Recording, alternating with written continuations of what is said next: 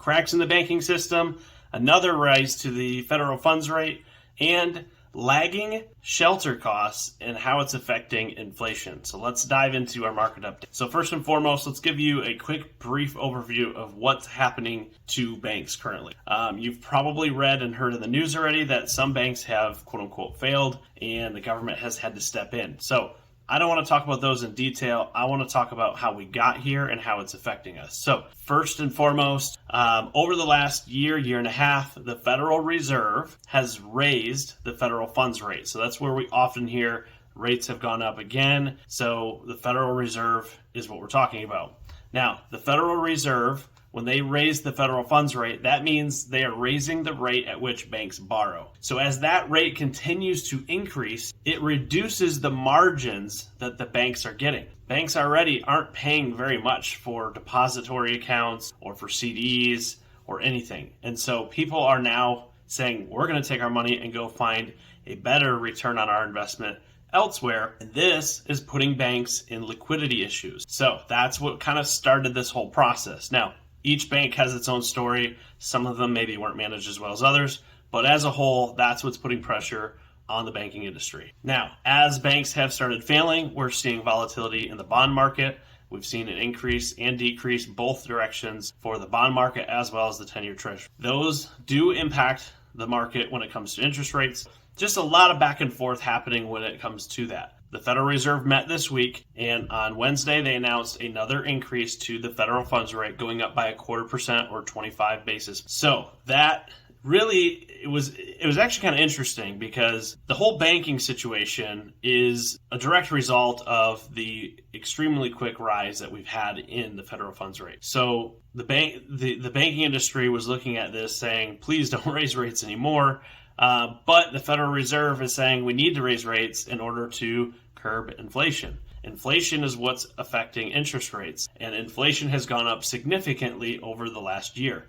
At one point, we were at 9.1%. Now we're back into the 6 to 6.4%. They were put in a tough spot, and we weren't really sure what they were going to do. Ultimately, they raised the interest rate by 0.25%, so still putting more pressure on banks, but also trying to level out and get that overall inflation down and start moving that in the right direction. And speaking of inflation, one of the biggest measures within the inflation report is shelter costs. Now, shelter costs typically is going to be one of those pieces of data that is kind of a lagging, that information lags. So when you have up and down data, you tend to average it out. Well, when it comes to shelter costs, when you sign a lease agreement, that lease agreement is good for 1 year. So instead of averaging it out, we look back from today, we look back 1 year. And that's what we look at to see what shelter costs were when we calculate our inflation information. So as you can imagine, we've seen a pretty big increase, that being 8.1%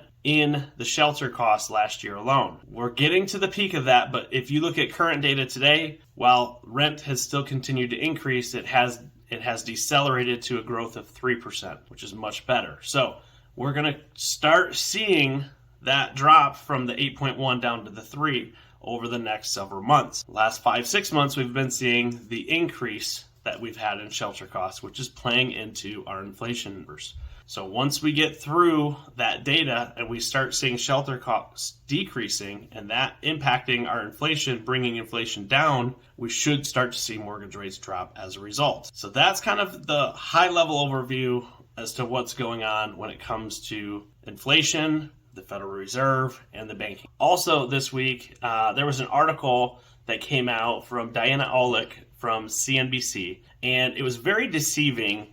And this is the kind of thing that really frustrates me as a lender, and I know my realtor partners are going to feel the exact same way about this. The media wants to try to instill fear in you when it comes to the housing market, and it often results in very confusing information and can mislead people. And so I want to read it. So here's the headline.